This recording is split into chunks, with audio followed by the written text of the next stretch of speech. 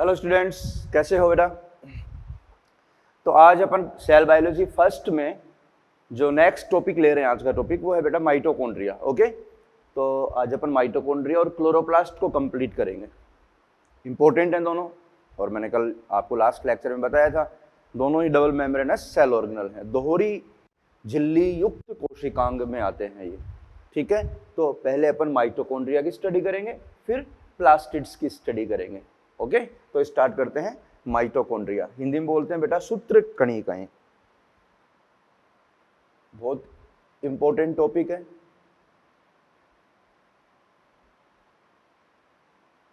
Mitochondria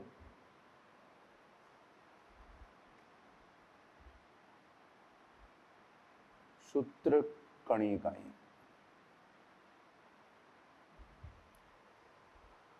ठीक है, तो माइटोकॉन्ड्रिया की पहले अपन बेसिक इन्फॉर्मेशन जो है उनसे रिलेटेड स्टेटमेंट लिखेंगे कि जो बेसिक स्टेटमेंट क्या क्या आते हैं, उसके बाद में इसकी स्ट्रक्चर और वही पैटर्न, इसके फंक्शन, उनका अध्ययन करेंगे, टॉपिक कंप्लीट हो जाएगा। तो सबसे पहला पॉइंट बेटा समझें इसको। फर्स्ट स्टेटमेंट इंपॉर्टेंट है, खोज। तो सबसे पहले अपन बात करते हैं बेटा इसकी खोज की। तो उसकी खोज की थी बेटा कोलिकर ने, साइंटिस्ट का नाम कोलिकर। माइटोकॉन्ड्रिया नाम दिया था बेटा बेंडा ने। बेंडा ने माइटोकॉन्ड्रिया शब्द दिया था। अगला पॉइंट बेटा, जो माइटोकॉन्ड्रिया है, अब सारी स्टेटमेंट सुनना बेटा, मैं फिर कह रहा हूं सुनने पे ध्यान दो तुम। एक बार दिमाग में कनेक्टिविटी बैठ जाएगी ना, तो सारे सेल ऑर्गेनल अपने आप ही दिमाग में रिवाइज हो जाएंगे और सीक्वेंस अपना वही रहेगा। अब आप बताओगे बेटा माइटोकॉन्ड्रिया, अपन अगला स्टेटमेंट क्या लिखेंगे? ये दोहरी झिल्ली युक्त कोशिकांग है। सिंपल, दोहरी झिल्ली युक्त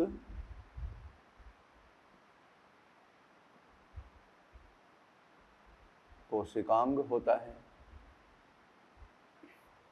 ठीक है, और अगला स्टेटमेंट बेटा, जो माइटोकॉन्ड्रिया है, आपको पता है माइटोकॉन्ड्रिया यूकैरियोट्स में होता है, प्रोकैरियोट में एब्सेंट होता है।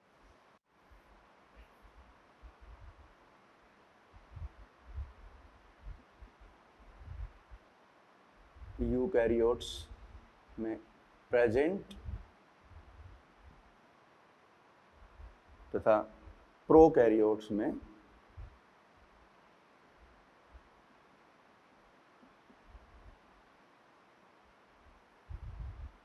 एब्सेंट। लेकिन वही बात बेटा, यूकैरियोट में कुछ अपवाद हैं। मैंने आपको पहले बता दिया था, जैसे आपकी मैच्योर आरबीसी और सी ट्यूब फ्लोएम की जो चालनी नलिकाएं होते हैं, उनमें कोशिकांग होते ही नहीं है, तो माइटोकॉन्ड्रिया भी नहीं होगा। अगला इंपॉर्टेंट पॉइंट, माइटोकॉन्ड्रिया को बेटा अपन कोशिका का शक्ति गृह भी बोलते हैं। बिल्कुल सिंपल बात है, आपने 9th क्लास में भी ये स्टडी किया होगा। माइटोकॉन्ड्रिया कोशिका का शक्ति गृह कहलाता है। इसको अपन पावर हाउस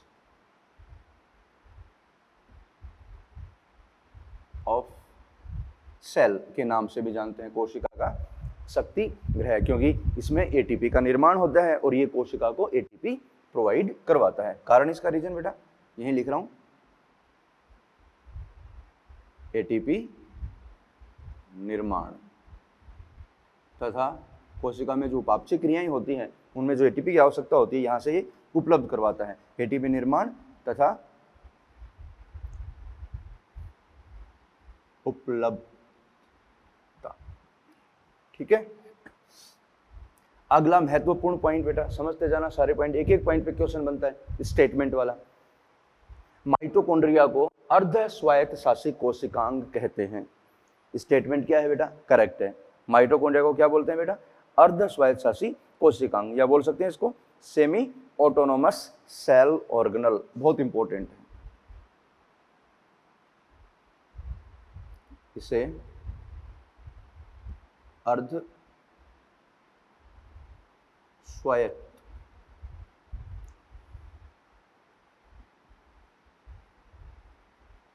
शासी कोशिकांग कहते हैं। अर्ध स्वायत्त शासी कोशिकांग बेटा अंग्रेजी में बोलते हैं सेमी ऑटोनोमस सेल ऑर्गेनल।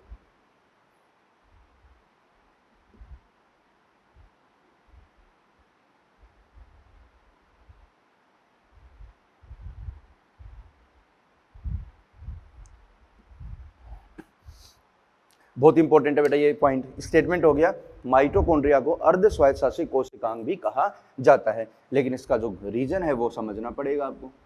इसको अर्ध स्वायत्तशासी कोशिकांग क्यों कहते हैं, पूर्ण स्वायत्तशासी क्यों नहीं कहा बेटा, इसको सेमी ऑटोनोमस ही क्यों कहा जाता है, तो उसका जो रीजन है वो लिख रहा हूं। देखो ये तो स्टेटमेंट हो गया, असर्शन हो गया, और ये मैं रीजन लिख रहा हूं। कारण क्योंकि माइटोकॉन्ड्रिया जो होता है बेटा उसमें स्वयं का डीएनए भी होता है, उसमें आरएनए भी होता है, डीएनए से आरएनए बनता है, और उसके अंदर राइबोसोम पाए जाते हैं। अतः यह अपनी स्वयं की कुछ प्रोटीन का निर्माण करने में सक्षम होता है, परंतु बाकी प्रोटीन के लिए केंद्रक पर निर्भर करता है, इसलिए केंद्रक के कंट्रोल में है। कुछ प्रोटीन खुद बना लेता है, और बाकी प्रोटीन कहां से आएंगे बेटा, न्यूक्लियस से के जीन से बन के आएंगी। तो इसको अपन क्या बोलेंगे, अर्ध स्वायत्तशासी। ये देखो क्यों, कारण इसका देखो क्यों है सेमी ऑटोनोमस, इसका कारण यहां लिख रहा हूं। इसमें स्वयं का डीएनए, आरएनए तथा राइबोसोम उपस्थित होते हैं। राइबोसोम 70S प्रकार का होता है। तो राइबोसोम क्या है, प्रोटीन फैक्ट्री होगी बेटा, जो प्रोटीन निर्माण करता है। तो स्वयं का डीएनए, आरएनए तथा राइबोसोम होता है। अतः यह स्वयं की कुछ प्रोटीन, स्वयं की सम कुछ प्रोटीन बनाने में सक्षम होता है, परंतु बाकी प्रोटीन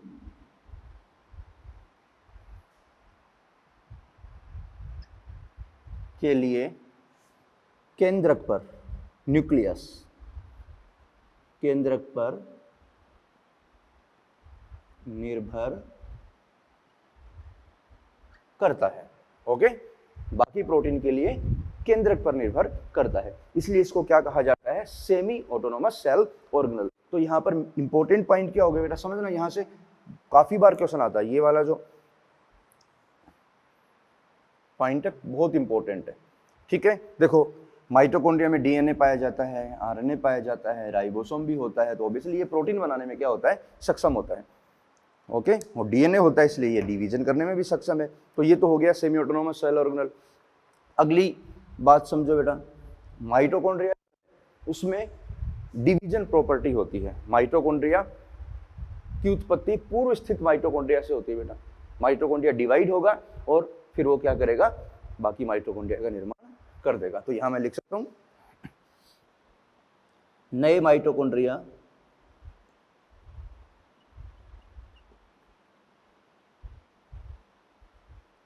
पूर्व स्थित माइटोकॉन्ड्रिया के विभाजन से बनते हैं। तो इसका मतलब बोल सकते हैं बेटा, माइटोकॉन्ड्रिया में क्या होता है, द्विविभाजन पाया जाता है। यहां लिख रहा हूं मैं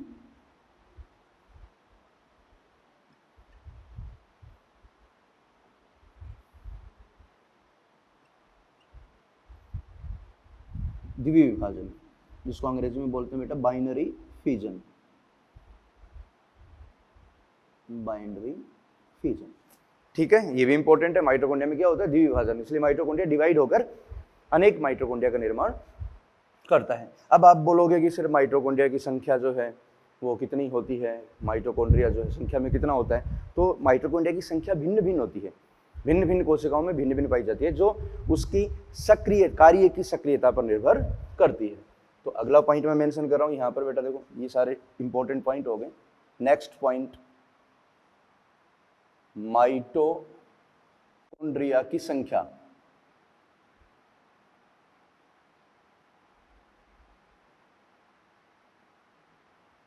कोशिकाओं में भिन्न भिन्न होती है, वेरिएबल होती है, मतलब फिक्स नहीं होती, वेरिएबल होगी। तो अपन बोल सकते हैं कि संख्या कितनी होगी, किस पर निर्भर करती है। तो अगला पॉइंट इंपॉर्टेंट है, संख्या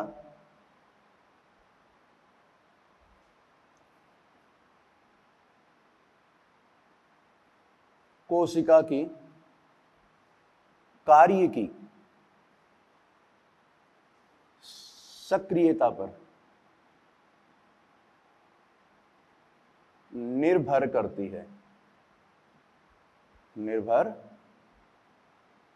करती है। तो जो सेल जितनी फिजियोलॉजिकली एक्टिव होगी उसमें माइटोकॉन्ड्रिया की संख्या उतनी ही ज्यादा होगी। जैसे अपनी बात करें, अपन अपनी सेल्स में माइटोकॉन्ड्रिया की संख्या लगभग 1000 के आसपास होती है।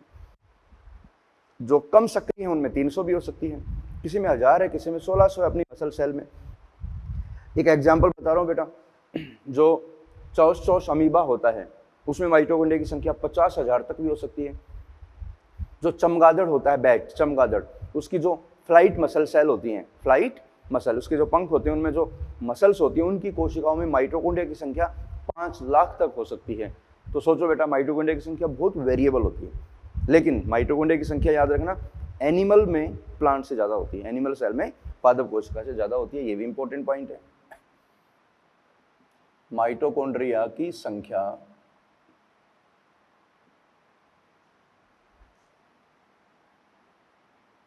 जंतु कोशिका में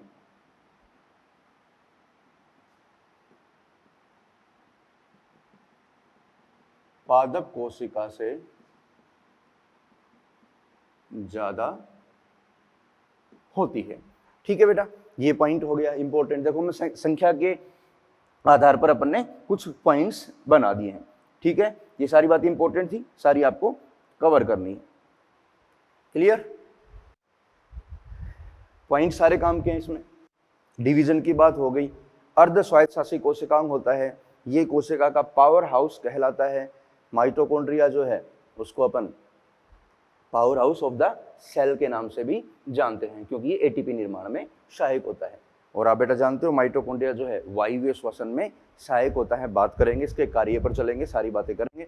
एरोबिक रेस्पिरेशन जो है उसमें उसका स्थल है ये माइटोकॉन्ड्रिया। ठीक है, जो स्ट्रक्चर में अपन काउंट करेंगे। अब बात करते हैं बेटा माइटोकॉन्ड्रिया की साइज की। इसकी जो साइज है और इसकी जो आकृति है उसमें भी भिन्नता पाई जाती है। तो अगला पॉइंट देखो, माइटोकॉन्ड्रिया साइज में भी भिन्नता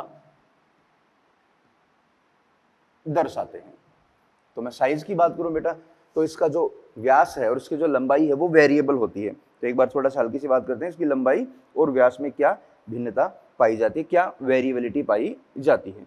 ठीक है, तो इसका जो लंबाई है बेटा, देखो लंबाई होती है 1 से 4.1 माइक्रोमीटर और इसका जो व्यास है 0.221 माइक्रोमीटर। ये आपको याद रखना है, ये एनसीईआरटी के डेटा है। तो लंबाई 1 से लेकर 4.1 माइक्रोमीटर तक हो सकती है और इसका जो व्यास है वो 0.2 से 1 माइक्रोमीटर तक हो सकता है। इसलिए इसका व्यास कितना हो गया, औसत 0.5 माइक्रोमीटर हो गया। तो व्यास है वो औसत बोलें तो औसत 0.5 माइक्रोमीटर।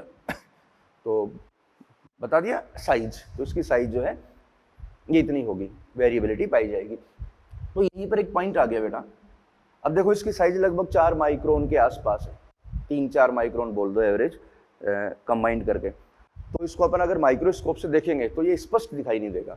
इसलिए माइटोकॉन्ड्रिया की जब स्टडी करते हैं माइक्रोस्कोप से तो एक डाई काम में लेते हैं, इसको अभिरंजित किया जाता है जिसका नाम है जेनस ग्रीन। ठीक है,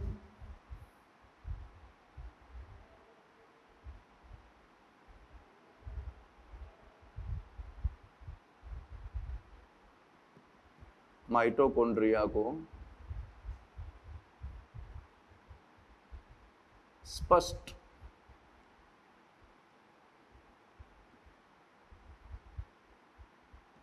देखने के लिए एक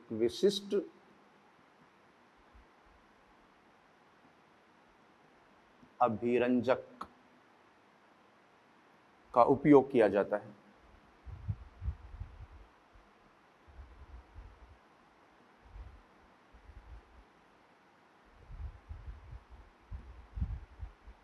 और उसका नाम है जेनस ग्रीन। इंपॉर्टेंट है बेटा। देखो माइटोकॉन्ड्रिया को माइक्रोस्कोप में देखोगे तो स्पष्ट दिखाई नहीं देगा। अगर आपको माइटोकॉन्ड्रिया को आसानी से देखना है, स्पष्ट रूप से देखना है, तो उसके लिए डाई काम में लेते हैं जिसका नाम है जेनस ग्रीन। इस डाई से इसको अभिरंजित करवाना पड़ेगा बेटा।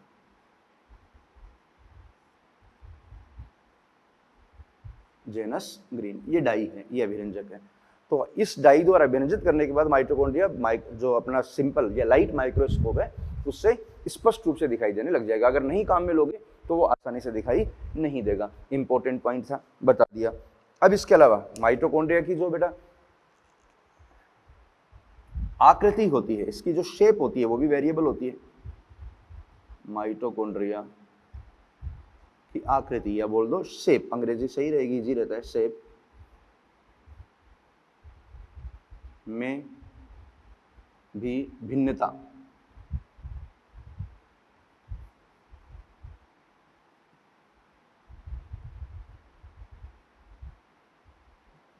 पाई जाती है।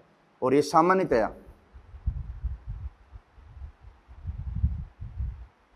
कैसा होता है, जो अपन डायग्राम बनाएंगे, तस्त्रीनुमा बेलनाकार।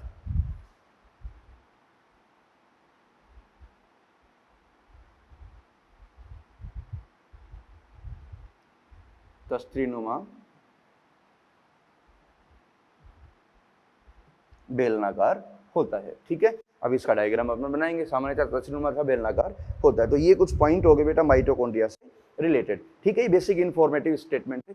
अब अपन इसकी स्ट्रक्चर पे चलेंगे और स्ट्रक्चर में जो भी बातें हैं उनको थोड़ा थोड़ा अपन स्टडी करेंगे। ठीक है, तो ये तो माइटोकॉन्ड्रिया की कॉमन स्टेटमेंट थे। बात समझ में आ गई बेटा? सारे पॉइंट याद रखने। माइटोकॉन्ड्रिया की संख्या वेरिएबल है, आकृति में आकार में भिन्नता पाई जाती है, डिवीजन कैसे होता है ये बता दिया आपको, बाइनरी फिजन होता है, एक माइटोकॉन्ड्रिया पूर्व स्थित माइटोकॉन्ड्रिया से ही क्या होगा, उत्पन्न होगा। तो अपन कह सकते हैं यदि किसी सेल में माइटोकॉन्ड्रिया नहीं है तो उसमें माइटोकॉन्ड्रिया कभी बन भी नहीं सकता, क्योंकि माइटोकॉन्ड्रिया कहाँ से आएगा, पूर्व स्थित माइटोकॉन्ड्रिया के विभाजन से।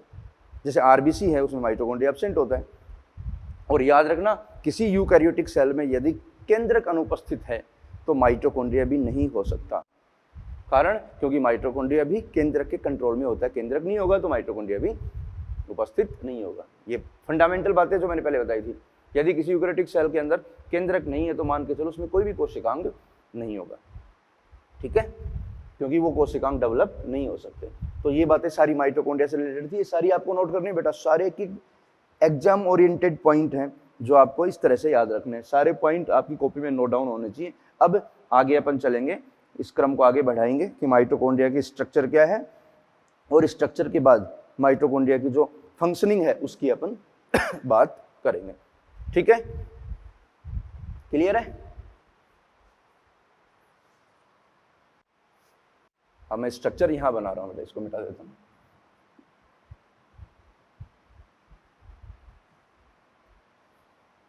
और स्ट्रक्चर को बड़े ध्यान से समझना बेटा, स्ट्रक्चर से काफी क्वेश्चंस बनेंगे।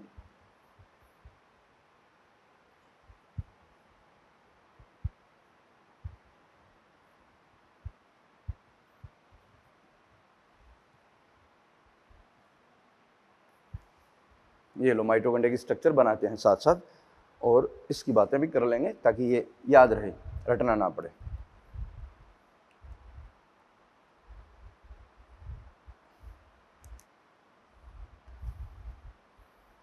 चलो माइटोकॉन्ड्रिया देखो बेटा, सबसे पहला point double membranous cell organelle है। मैं डायग्राम बना रहा हूँ, बिल्कुल समझाते समझाते किस तरह से डायग्राम बनाना और क्या क्या पॉइंट आएंगे। ठीक है, जल्दीबाजी नहीं करनी है। माइटोकॉन्ड्रिया दोहरी झिल्ली युक्त कोशिकांग होता है। तो देखो 2 झिल्लियां बनानी पड़ेंगी आपको।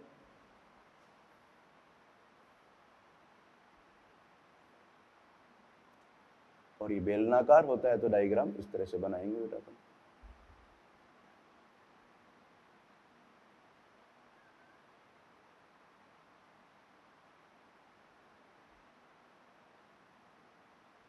ठीक है बेटा, तो ये हो गया आपका माइटोकॉन्ड्रिया की बाह्य झिल्ली।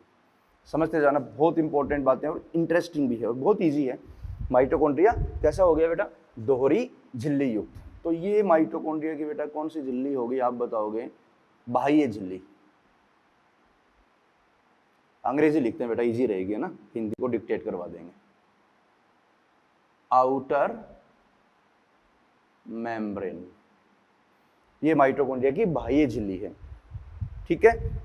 अब अंदर चलें तो माइटोकॉन्ड्रिया की इसके अंदर क्या होगी, आंतरिक झिल्ली होगी। देखो बेटा ये माइटोकॉन्ड्रिया की आंतरिक झिल्ली, देखो बाह्य झिल्ली बेटा कंटिन्यूअस है, उसमें किसी प्रकार की फोल्डिंग नहीं है, लेकिन जो आंतरिक झिल्ली होती है उसमें ये देखें बेटा, ये कहीं कहीं पर देखो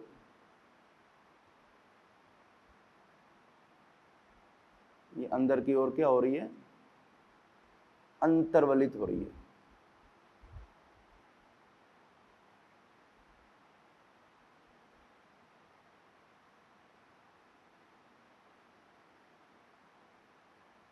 तो माइटोकॉन्ड्रिया की ये कौन सी झिल्ली होगी, आंतरिक झिल्ली जो अंतर्वलित है, अंदर की ओर इनमें वलन होता है। तो इसको मैं मेंशन कर रहा हूं बेटा, ये है इनर मेम्ब्रेन।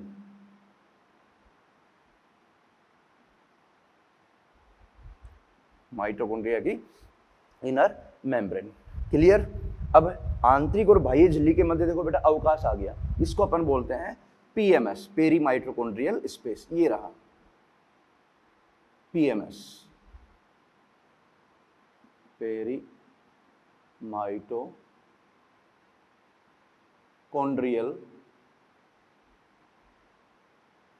स्पेस। बहुत ध्यान से सुनना बेटा, माइटोकॉन्ड्रिया की आंतरिक और बाह्य झिल्ली, माइटोकॉन्ड्रिया के अंदर जो अवकाश है, अंदर जो स्पेस है, उसको दो सुस्पष्ट जलीय कक्षकों में विभाजित करती है।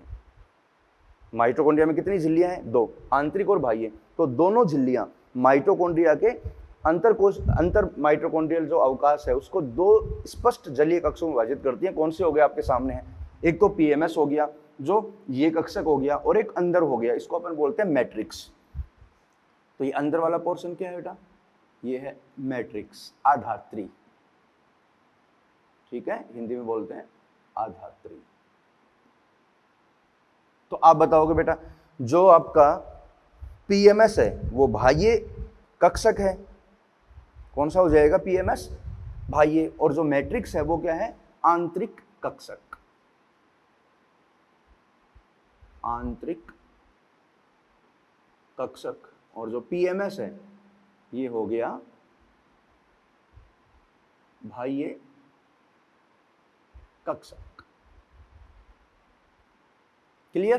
तो आंतरिक और बाह्य कक्षक में माइटोकॉन्ड्रिया को विभाजित किया किसने, आंतरिक और बाह्य झिल्लियों ने, क्लियर। तो ये झिल्लियों की बात होगी और अवकाश की बात होगी, जलीय अवकाश, दो अवकाश हो गए। आगे चलो, जो आंतरिक झिल्ली और बाह्य झिल्ली होती है बेटा, दोनों में विशिष्ट प्रकार के एंजाइम पाए जाते हैं जो माइटोकॉन्ड्रिया के कार्य से संबंधित होते हैं। दोनों में एंजाइम होते हैं, क्योंकि आप तो याद रखना प्लाज्मा मेम्ब्रेन में एंजाइम पाए जाते हैं, कहीं हो ये भी प्लाज्मा मेम्ब्रेन है, ठीक है। जो आंतरिक झिल्ली है वो बाह्य झिल्ली की तुलना में अधिक चयनात्मक होती है। बात समझ में आ रही है, आंतरिक झिल्ली अधिक चयनात्मक है, बाह्य झिल्ली भी चयनात्मक है लेकिन कम चयनात्मक। तो आप बताओगे बेटा पारगम्यता ज्यादा किसकी होगी, ऑब्वियसली बाह्य झिल्ली की पारगम्यता ज्यादा होती है क्योंकि वो कम चयनात्मक, और आंतरिक झिल्ली की पारगम्यता कम होती है क्योंकि अधिक चयनात्मक है। जो जितनी ज्यादा चयनात्मक होगी उसकी पारगम्यता कम होगी। तो मैं बोल सकता हूं आउटर झिल्ली अधिक पारगम्य होती है और जो आंतरिक झिल्ली है कम पारगम्य होती है, ठीक है बेटा। ये सारे पॉइंट आपको याद रखना, मैं कह रहा हूं डायग्राम में आप सारे मेंशन कर दो, डायग्राम के अलावा कुछ नहीं देखना, डायग्राम में सब कुछ आ जाएगा। चलो अगली बात, आउटर और इनर मेम्ब्रेन में थोड़ा सा डिफरेंस हो रहा है, थोड़ा डिटेल में है लेकिन समझते जाना। आउटर मेम्ब्रेन भी किसकी बनी है, प्रोटीन लिपिड की। इनर मेम्ब्रेन भी किसकी बनी है, प्रोटीन और लिपिड की। इनर मेम्ब्रेन में एंजाइम ज्यादा होते हैं इसलिए यहाँ पर प्रोटीन का अमाउंट अधिक होता है। इनर मेम्ब्रेन में आउटर मेम्ब्रेन की तुलना में प्रोटीन का अमाउंट ज्यादा होता है। यहाँ पर प्रोटीन और लिपिड का रेशो होता है बेटा 80-20। 80% प्रोटीन होती है और 20% लिपिड, और यहाँ पर होता है लगभग 70-30 या 60-40। तो आप क्या बोलोगे, प्रोटीन किस में ज्यादा है, इनर मेम्ब्रेन में प्रोटीन बाह्य मेम्ब्रेन से अधिक होता है, क्योंकि यहाँ पर एंजाइम भी ज्यादा है, अभी पता लग जाएगा। चलो अब अंदर की बात करते हैं बेटा, अंदर चलते हैं। देखो ये जो फोल्डिंग बनी है आंतरिक झिल्ली के वलन से, जो फोल्डिंग बनी है, ये जो बने हैं, इनको अपन बोलते हैं बेटा क्रिस्टी। ठीक है, मैं यही मेंशन कर रहा हूं, ये है क्रिस्टी। साइंटिस्ट का नाम उसने अपने नाम पर नाम दे दिया क्रिस्टी, लेकिन ये क्या है, आंतरिक झिल्ली के वलन है, ये उनको अपन बोलते हैं क्रिस्टी, जिससे सरफेस एरिया बढ़ जाता है, और ये फिर क्या करेंगे, सरफेस एरिया बढ़ेगा तो कई कार्य करने में सक्षम होंगे, अभी बात करेंगे। इसके अलावा जो मैट्रिक्स है, अंदर वाला स्थान जो है, उसमें एक डीएनए पाया जाता है बेटा, और ये डीएनए आपके सामने कैसा है, देखो ये है सिंगल का मतलब है एक ही है, ये संख्या में एक होता है, सिंगल, सर्कुलर है, वेरी सिंपल, वृत्ताकार होता है, और डबल स्टैंडर्ड होता है ये। ठीक है बेटा, ये कैसा है, देखो आपके सामने बनाया मैंने, एक संख्या में एक, वृत्ताकार और द्विरज्जु की डीएनए है जो माइटोकॉन्ड्रिया में पाया जाता है। और वैसे आप समझ गए बेटा, डीएनए होगा तो माइटोकॉन्ड्रिया में फिर आरएनए भी बनेंगे। डीएनए से क्या बनता है, आरएनए, तो ये आरएनए के मॉलिक्यूल हैं। इसके अलावा माइटोकॉन्ड्रिया के अंदर बेटा राइबोसोम भी पाए जाते हैं, याद करो बहुत पहले बताया था। और ये राइबोसोम कौन से हैं, 70S राइबोसोम्स। इसके अलावा मैट्रिक्स के अंदर बेटा बहुत सारे मॉलिक्यूल और पाए जाते हैं, एंजाइम्स पाए जाते हैं, जैसे यहाँ पर यही बना रहा हूँ मैं, यहाँ क्रेब्स साइकिल के एंजाइम पाए जाते हैं, क्रेब्स साइकिल के एंजाइम। इसके अलावा यहाँ पर आपको पता है जो गेटवे रिएक्शन होती है वो भी यहाँ संपन्न होती है। बात करेंगे अपन लिंक रिएक्शन, तो लिंक रिएक्शन का स्थल भी क्या, मैट्रिक्स। क्रेब्स साइकिल जो है वो भी कहाँ पाया जाता है, मैट्रिक्स में। ठीक है, इसके अलावा देखो बेटा यहाँ ये बातें हो गई, दुनिया भर के एंजाइम मॉलिक्यूल पाए जाते हैं, अनेक रिएक्शन पाई जाती हैं, जैसे फैट का बीटा ऑक्सीडेशन भी होता है, तो माइटोकॉन्ड्रिया के अंदर ही मैट्रिक्स में मिलेगा। ठीक है, अब देखो ये जो क्रिस्टी है, या बोल दो आंतरिक जो झिल्ली है, इस आंतरिक झिल्ली में अनेक प्रकार के एंजाइम पाए जाते हैं, प्रोटीन्स पाई जाती हैं, लेकिन जो इस इंपॉर्टेंट है वो बता रहा हूं मैं, किस आंतरिक झिल्ली में पाया जाता है बेटा, ईटीएस। आंतरिक झिल्ली में क्या होता है, इलेक्ट्रॉन ट्रांसपोर्ट सिस्टम। आगे पढ़ेंगे अपन रेस्पिरेशन और फिजियोलॉजी में, ईटीएस, इलेक्ट्रॉन ट्रांसपोर्ट सिस्टम। और आप जानते हो बेटा ईटीएस के 5 कॉम्प्लेक्स होते हैं, first, second, third, fourth and fifth, थोड़ा थोड़ा याद होगा, पढ़ा होगा आपने। और जो फिफ्थ कॉम्प्लेक्स है उसको अपन बोलते हैं एटीपी सिंथेज, तो यहाँ पर एटीपी सिंथेज भी है। तो यहाँ देखो एटीपी सिंथेज, अभी डायग्राम भी बनाऊंगा मैं, इस तरह से होता है। टेनिस लाइक स्ट्रक्चर होती है बेटा, लॉलीपॉप स्ट्रक्चर होती है, लॉलीपॉप देखी होगी आपने, टेनिस देखी होगी, आगे से गोलाकार होती है, पीछे दंडाकार होती है। तो ये जो स्ट्रक्चर मैंने बनाई है क्रिस्टी या इनर मेम्ब्रेन में पाई जाती है, इसको अपन बोलते हैं एटीपी सिंथेज।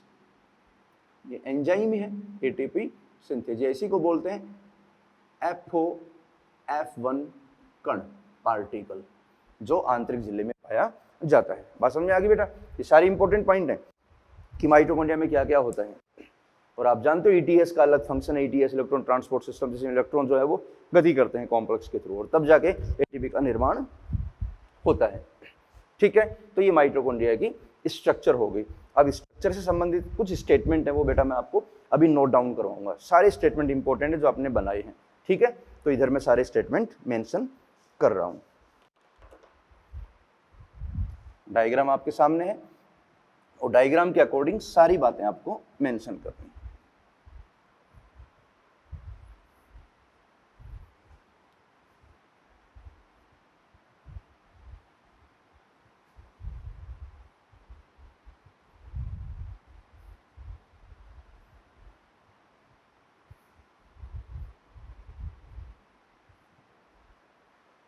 ठीक है बेटा, तो अब देखो माइटोकॉन्ड्रिया की जो स्ट्रक्चर अपन ने डायग्राम में मेंशन की है, उससे संबंधित जो भी स्टेटमेंट है सारे मैंने मेंशन किए हैं।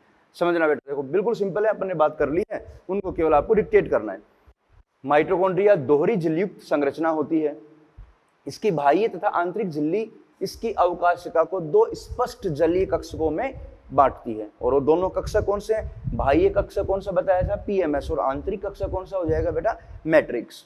ठीक है, बाह्य झिल्ली माइटोकॉन्ड्रिया की सतत सीमा बनाती है। देखो बाह्य झिल्ली जो है वो सतत सीमा बनाएगी, लेकिन जो आंतरिक झिल्ली है, आंतरिक झिल्ली है वो कई जगह क्या हो रही है? मैट्रिक्स की ओर, देखो आधात्री की ओर अंतर्वलित हो रही है। और अंतर्वलित होने से जो स्ट्रक्चर बनी उसको क्या नाम दिया बेटा? क्रिस्टी। क्रिस्टी जो है साइंटिस्ट है, उसने अपने नाम पे नाम दे दिया। क्रिस्टी बहुवचन में आ जाएगा और क्रिस्टा एक वचन। क्रिस्टी इसके क्षेत्रफल को क्या कर रही है बेटा? देखो क्रिस्टी क्या कर रही है? इनर मेम्ब्रेन के क्षेत्रफल को बढ़ा रही है। सरफेस एरिया ज्यादा होगा तो बिजली ज्यादा कार्य करने में सक्षम होगी। दोनों झिल्लियों में सूत्रकणिका के कार्य से अभी बताया था मैंने, दोनों झिल्लियों में एंजाइम पाए जाते हैं जो माइटोकॉन्ड्रिया के फंक्शन से रिलेटेड होते हैं, माइटोकॉन्ड्रिया के कार्यों से संबंधित होते हैं। मैट्रिक्स में एक वृत्ताकार, ये रहा मैट्रिक्स में एक वृत्ताकार द्विरज्जुकी डीएनए पाया जाता है। आरएनए होता है, 70 राइबोसोम पाए जाते हैं। तो अपन बोल सकते हैं बेटा कि माइटोकॉन्ड्रिया में बेटा एटीपी निर्माण भी होता है और माइटोकॉन्ड्रिया में राइबोसोम, इसलिए माइटोकॉन्ड्रिया प्रोटीन निर्माण करने में सक्षम होता है, लेकिन वो स्वयं की प्रोटीन बनाता है। ठीक है, इसलिए क्या है? अर्ध स्वायत्त है, क्योंकि बाकी प्रोटीन कहां से आएंगी? केंद्रक से निर्मित होकर आएंगी। तो ये बातें होगी किसकी? माइटोकॉन्ड्रिया की संरचना की। अब मैं बात करूं बेटा, जैसे माइटोकॉन्ड्रिया में ये जो स्थान है उनमें कौन कौन सी उपापचय क्रियाएं होती हैं? जैसे रेस्पिरेशन में आपको पता है माइटोकॉन्ड्रिया भाग लेता है। तो मैं अगर फंक्शन की बात करूं, माइटोकॉन्ड्रिया का फंक्शन यही मेंशन कर देता हूं, कार्य। तो इसका कार्य एक इंपॉर्टेंट है, आप जानते हो बेटा, माइटोकॉन्ड्रिया का जो कार्य है सबसे इंपॉर्टेंट, वायुवीय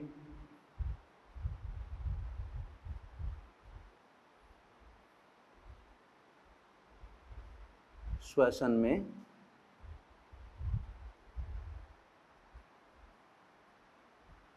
सहायक। माइटोकॉन्ड्रिया क्या होता है? जो एरोबिक रेस्पिरेशन है उसमें सहायक होता है, जहां पर क्या होता है बेटा? एटीपी निर्माण होता है, एटीपी निर्माण। और इसको अपन बोलते हैं बेटा ऑक्सीडेटिव फॉस्फोराइलेशन। ये याद रखना, ऑक्सीडेटिव फॉस्फोराइलेशन। ये डिटेल में आएगा आपकी फिजियोलॉजी में बेटा, है ना? Oxidative phosphorylation. ऑक्सीडेटिव फॉस्फोराइलेशन में क्या हो गया? ऑक्सीडेशन, ऑक्सीजन की आवश्यकता है, फॉस्फोराइलेशन एटीपी का निर्माण। ठीक है, और जो ऑक्सीडेटिव फॉस्फोराइलेशन है उसके दौरान आपको पता है बेटा ऑक्सीजन जो है कंज्यूम होती है और वायवीय शोषण के दौरान CO2 निकलती है। ठीक है, तो ये इसका महत्वपूर्ण कार्य हो गया। ये वायवीय शोषण का क्या होता है? स्थल होता है। वायवीय शोषण का क्या है? मेन स्थल कौन होता है? माइटोकॉन्ड्रिया। ठीक है, इसके अलावा बात करें माइटोकॉन्ड्रिया में बेटा एटीपी का निर्माण हो रहा है। माइटोकॉन्ड्रिया जो है उसके अंदर जो फैट होती हैं, फैटी एसिड होते हैं, उनका बीटा ऑक्सीडेशन भी होता है। माइटोकॉन्ड्रिया में अमीनो एसिड का निर्माण भी होता है, लेकिन ये कार्य यहाँ इंपॉर्टेंट नहीं है। ठीक है, बाकी सारी बातें आपको बता दी हैं। क्लियर? ये माइटोकॉन्ड्रिया से रिलेटेड बातें होगी। माइटोकॉन्ड्रिया जो है उसमें एक स्ट्रक्चर थी बेटा, देखो ये एटीपी सिंथेज। तो उसको मैं थोड़ा सा मेंशन कर रहा हूँ डायग्राम से, ताकि आप थोड़ा समझ लो। लेकिन आपको पता है आपकी फिजियोलॉजी में श्वसन के नाम से एक चैप्टर है और उसमें माइटोकॉन्ड्रिया वापस आएगा उसमें, लेकिन वहां पर फंक्शनिंग को अपन डिटेल में लेंगे। ठीक है, यहाँ केवल अपन स्ट्रक्चर और फंक्शन की बात कर रहे हैं, केवल नॉर्मल फंक्शन। वहां फंक्शन का मेटाबॉलिज्म होगा, उसकी क्रियाविधि बताई जाएगी। जैसे यहाँ पर देखो, यहाँ बना देता हूँ एटीपी सिंथेज। एटीपी सिंथेज की स्ट्रक्चर बना रहा हूँ बेटा, समझना इसको कैसे होता है। देखो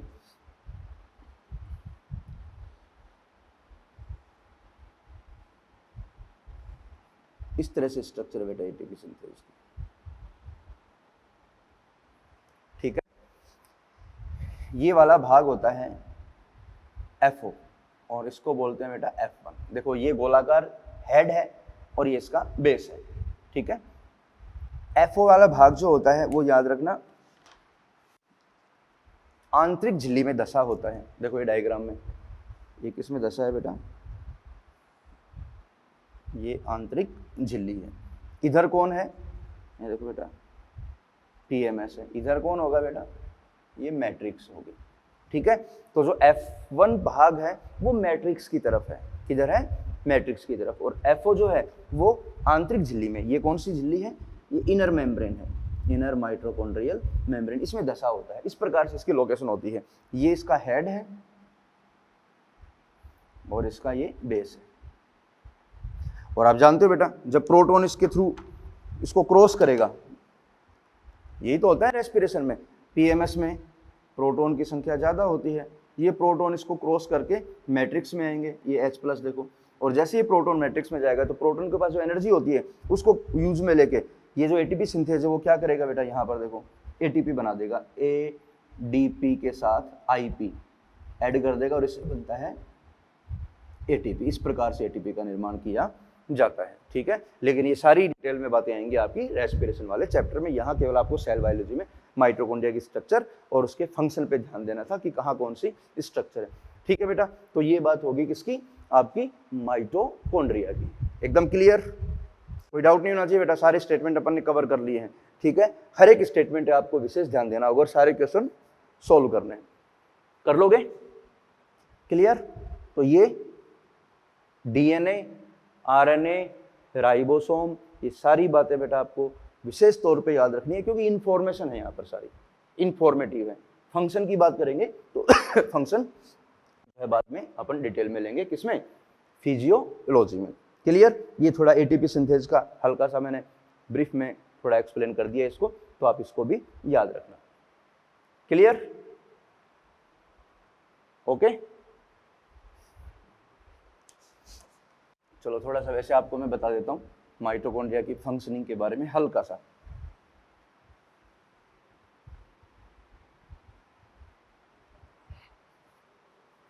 ये देखो, आपको पता है बेटा एरोबिक जो रेस्पिरेशन होता है, वायवीय श्वसन,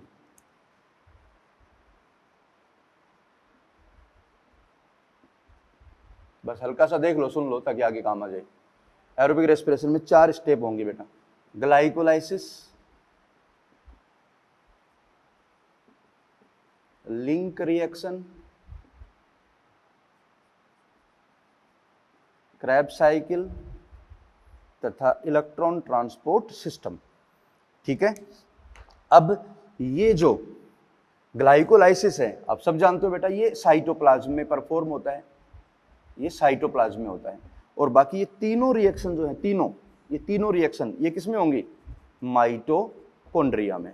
किसमें, माइटोकॉन्ड्रिया में होती है। लिंक रिएक्शन भी, क्रेब साइकिल चक्र भी और इलेक्ट्रॉन ट्रांसपोर्ट सिस्टम भी, ये किसमें परफॉर्म होगा, माइटोकॉन्ड्रिया। तो वायवीय श्वसन का मुख्य स्थल कौन होता है, माइटोकॉन्ड्रिया।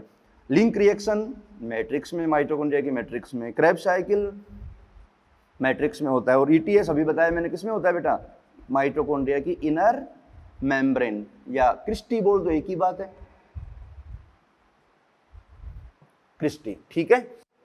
और इसी दौरान क्या होता है, एटीपी का निर्माण होता है, जिसको अपन बोलते हैं ऑक्सीडेटिव फॉस्फोराइलेशन। तो माइटोकॉन्ड्रिया किसका स्थल है, ऑक्सीडेटिव फॉस्फोराइलेशन का। और जो क्लोरोप्लास्ट अभी बात करेंगे अगले टॉपिक में, क्लोरोप्लास्ट जो है वो होता है आपका किसका, फोटो फॉस्फोराइलेशन, जहां प्रकाश की उपस्थिति में एटीपी बनता है, और यहां पर ऑक्सीजन की उपस्थिति में किसका निर्माण होता है, एटीपी का निर्माण होता है, ठीक है। तो ये बात होगी अपनी माइटोकॉन्ड्रिया की। अब अपन इसके बाद में प्लास्टिड स्टार्ट करेंगे, ठीक है बेटा।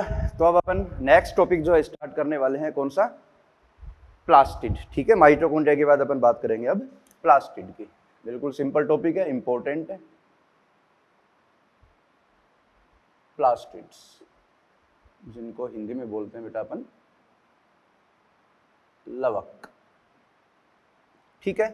तो पहले प्लास्टिड्स की बात करेंगे, फिर इनके टाइप पे आएंगे, और टाइप में जो है उनकी अलग अलग स्ट्रक्चर, फंक्शन की स्टडी करेंगे। तो सबसे पहला पॉइंट बेटा, जो प्लास्टिड है ये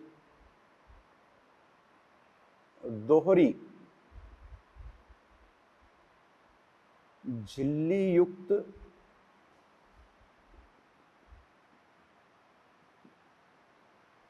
कोशिकांग होते हैं, क्लियर। अगला पॉइंट, जो प्लास्टिड है बेटा किसमें पाए जाते हैं, उनकी प्रेजेंस कहां होती है, तो ध्यान से सुनना बेटा। प्लास्टिड सभी पादपों तथा कुछ प्रोटिस्टा जैसे यूग्लिना में पाए जाते हैं। नेक्स्ट पॉइंट बेटा, जो प्लास्टिड हैं वो भी क्या होते हैं, याद रखना, अर्ध स्वायत्तशासी कोशिकांग। ये सेमी ऑटोनोमस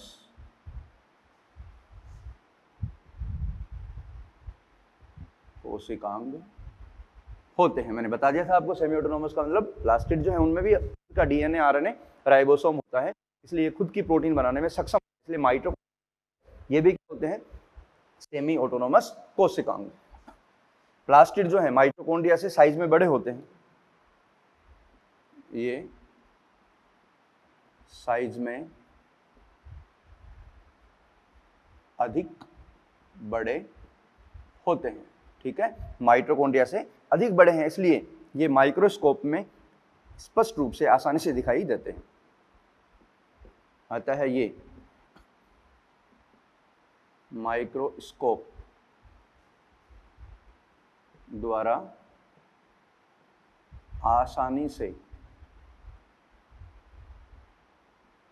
दिखाई देते हैं।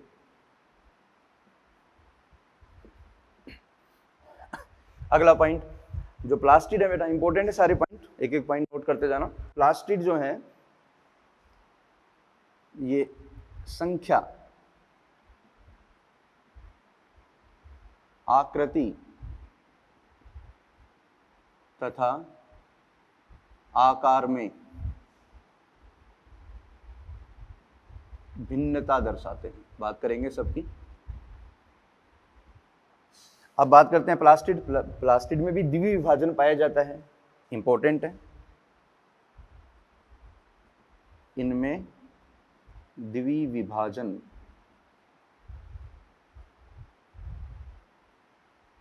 होता है। तो प्लास्टिड भी कहां से आएगा बेटा, पूर्व स्थित प्लास्टिड से उत्पन्न होते हैं। तो प्लास्टिड में विभाजन होगा तो नए प्लास्टिड का निर्माण होता है। अगला पॉइंट, जो प्लास्टिड होते हैं इनमें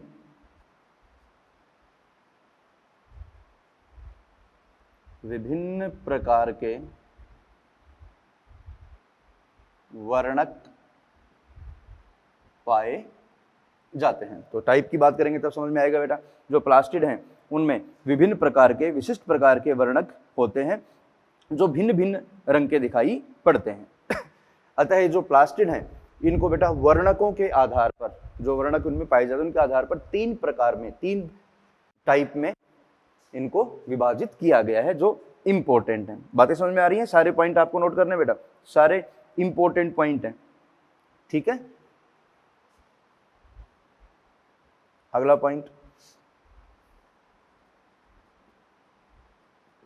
वर्णकों के आधार पर इन्हें तीन प्रकारों में बांटा गया है। जो प्लास्टिड है बेटा वो तीन प्रकार के होते हैं, तीनों प्रकार में यहां मेंशन कर रहा हूं।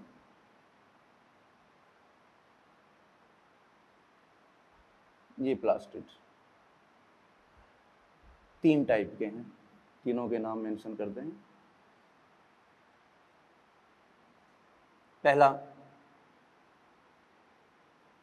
ल्यूकोप्लास्ट, दूसरा क्रोमोप्लास्ट और तीसरा प्रकार है क्लोरोप्लास्ट। हिंदी यहीं लिख देता हूं एक बार। अवर्णी लवक, वर्णी लवक और ये होता है बेटा हरित लवक।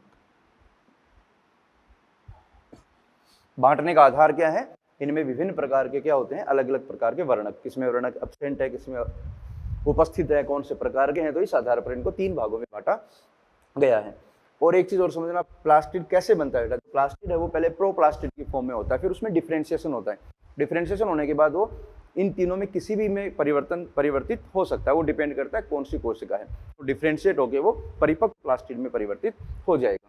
अब ये जो तीनों प्रकार के प्लास्टिड हैं उनके बारे में अपन एक एक करके अध्ययन करेंगे। तो सबसे पहले मैं बात कर रहा हूं ल्यूकोप्लास्ट की। ल्यूकोप्लास्ट इंपॉर्टेंट है बेटा समझना। इनमें वर्णक या पिगमेंट, एक ही बात है, अंग्रेजी में पिगमेंट बोलते हैं, पिगमेंट्स अनुपस्थित होते हैं, इनमें वर्णक नहीं पाए जाते। अतः ये क्या होंगे बेटा, रंगहीन होंगे, रंगहीन होते हैं, कलरलेस होते हैं। क्या होते हैं, कलरलेस। और इनकी साइज और शेप में काफी भिन्नता होती है, काफी विभिन्नता पाई जाती है, कोई साइज में छोटा होता है, कोई बड़ा होता है। अब पिगमेंट है नहीं तो कलरलेस हो गए, लेकिन ये क्या है और इनका कार्य क्या है, तो देखो इनको अपन 3 प्रकारों में बांटते हैं कार्य के आधार पर। ल्यूकोप्लास्ट, मैं बोल सकता हूं ल्यूकोप्लास्ट जो है वो संग्रहण का कार्य करते हैं, और किस चीज का संग्रहण करते हैं उसके आधार पर ये 3 प्रकार के हैं। देखो बेटा, ल्यूकोप्लास्ट 3 प्रकार के होते हैं, 1 2 3। पहला होता है एमाइलोप्लास्ट, दूसरा प्रकार है इलियोप्लास्ट, और तीसरा प्रकार है बेटा एल्यूरोप्लास्ट।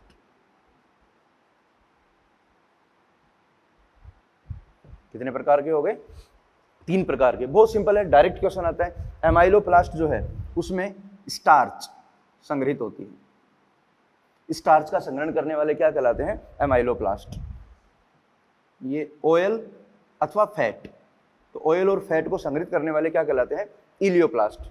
और यदि अगर प्रोटीन संग्रहित है, प्रोटीन का संग्रहण कर रहे हैं, तो उसको क्या बोलेंगे अपन, एल्यूरोप्लास्ट। इंपॉर्टेंट है बेटा, तो क्वेश्चन भी ये आता है, ऑयल और फैट को संग्रहित करने वाले ल्यूकोप्लास्ट कहलाते हैं, तो आंसर क्या होगा, इलियोप्लास्ट। क्लियर। इनके कुछ एग्जांपल बता देते हैं आपको, एमाइलोप्लास्ट जो है वो किसमें पाए जाते हैं, ठीक है। तो इनके कुछ एग्जांपल हैं, जैसे आपने देखा भी होगा एमाइलोप्लास्ट, ये होते हैं जैसे आपका आलू हो गया, चावल, गेहूं। इसके अलावा जो एलियोप्लास्ट है वो जो अरंडी होती है, अरंडी के बीजों के भ्रूणपोष में एलियोप्लास्ट पाए जाते हैं। एल्यूरोप्लास्ट जो है जैसे आपका मटर जो है उसके अंदर प्रोटीन स्टोर होती है, अपने बोलते हैं ना प्रोटीन कंटेंट, दाल वगैरह होती है, मटर होता है, तो वहां पर जो एल्यूरोप्लास्ट वो पाया जाता है जिसमें प्रोटीन संग्रहित होती है। बहुत इंपॉर्टेंट है, डायरेक्ट क्वेश्चन आता है ल्यूकोप्लास्ट के प्रकार और कौन सा ल्यूकोप्लास्ट किसको संग्रहित करता है। तो ये बात होगी किसकी, आपकी ल्यूकोप्लास्ट की। अब ल्यूकोप्लास्ट के बाद अपन बात करेंगे बेटा यहाँ पर क्रोमोप्लास्ट, इंपॉर्टेंट है ये भी। तो अगला जो प्रकार है वो है क्रोमोप्लास्ट। बिल्कुल सिंपल है बेटा, इंफॉर्मेशन है, याद रखनी पड़ेंगी। पहला पॉइंट, पिगमेंट पाए जाते हैं इनमें, वर्णक उपस्थित, पिगमेंट्स उपस्थित होते हैं। पिगमेंट कौन से होते हैं यही मेंशन कर रहा हूं बेटा, इसके अंदर मिलते हैं आपके कैरोटिनोइड्स,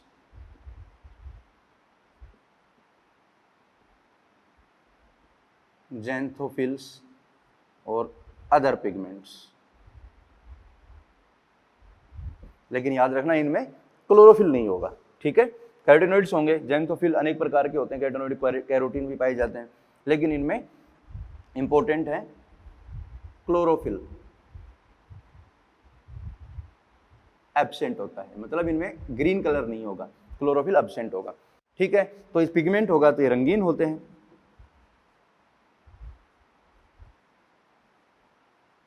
रंगीन होंगे तो इनका जो कलर होता है जनरली कौन सा कलर ये प्रदान करते हैं, तो कलर की बात करें तो इंपॉर्टेंट है थोड़ा सा ये पीले, नारंगी अथवा लाल रंग के, पीले, नारंगी, लाल रंग के होते हैं। लेकिन याद रखना ये हरे रंग के नहीं होंगे क्योंकि इनमें क्लोरोफिल अनुपस्थित होता है। हरे रंग के अलावा ये कोई भी रंग के हो सकते हैं, हरा रंग तो क्लोरोफिल की वजह से आता है, इसलिए नारंगी, लाल, पीला रंग प्रदान करते हैं। अब बात आती है इनकी क्या इंपॉर्टेंस है, तो बेटा इंपॉर्टेंट है जो ये पिगमेंट है किसमें, क्लोरोप्लास्ट में। और क्लोरोप्लास्ट जो है वो अलग अलग प्रकार के रंग प्रदान करता है, किसको, परिपक्व फलों तथा फूलों को। तो अपन बोल सकते हैं ये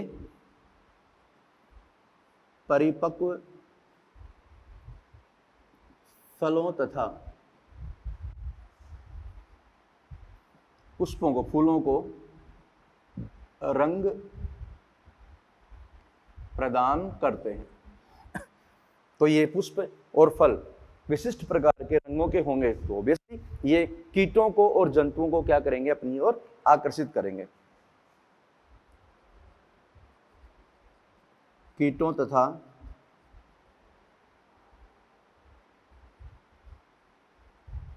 जंतुओं को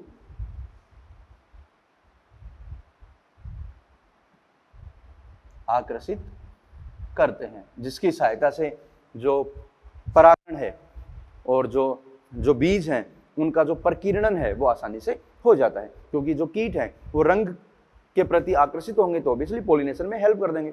जंतु जो हैं वो फलों की ओर आकर्षित होंगे तो वो जो बीज हैं उनका डिस्पर्जन कर देंगे तो ऑब्वियसली डाइवर्सिटी क्या होगी, इंक्रीज होगी। तो ये हो गया आपका क्रोमोप्लास्ट। जैसे एग्जाम्पल की बात करें बेटा, जैसे आपका टोमेटो है, टमाटर का रंग लाल किसकी वजह से होता है बेटा, क्रोमोप्लास्ट की वजह से। और टमाटर के अंदर जो क्रोमोप्लास्ट है उसके अंदर लाइकोपीन पिगमेंट होता है, लाइकोपीन। ये कौन है, ये क्रोमोप्लास्ट में होता है, क्रोमोप्लास्ट ये वर्णक है लाइकोपीन, जिसकी वजह से टमाटर का लाल रंग होता है। जैसे आपकी चिली है, मिर्च, चिली, तो जो रेड होती है उसका रंग जो है क्रोमोप्लास्ट की वजह से होता है। ठीक है, तो याद रखना क्रोमोप्लास्ट जो है। और अगली इंपॉर्टेंट बात, क्रोमोप्लास्ट जो है वो किसी में भी परिवर्तित नहीं हो जाता। एक बार अगर क्रोमोप्लास्ट बन गया तो वो फिर अन्य वर्णकों में या अन्य लवकों में परिवर्तित नहीं होगा। बाकी जो लवक हैं ये आपस में एक दूसरे में अंतर परिवर्तनीय होते हैं, लेकिन क्रोमोप्लास्ट जो है वो किसी में भी परिवर्तित नहीं होता। जैसे एक बार टमाटर का रंग लाल हो गया तो वापस से ग्रीन नहीं होगा बेटा, वो मिर्ची एक बार लाल होगी वापस ग्रीन नहीं होगी। लेकिन आपको पता है हरे रंग से लाल रंग हो सकता है लेकिन लाल से हरा नहीं होगा, क्योंकि क्रोमोप्लास्ट जो है वो अपरिवर्तनीय होते हैं, वो किसी भी दूसरे लवक में परिवर्तित नहीं होंगे। इंपॉर्टेंट है, ठीक है। तो ये बात होगी इसकी क्रोमोप्लास्ट की। क्लियर बेटा।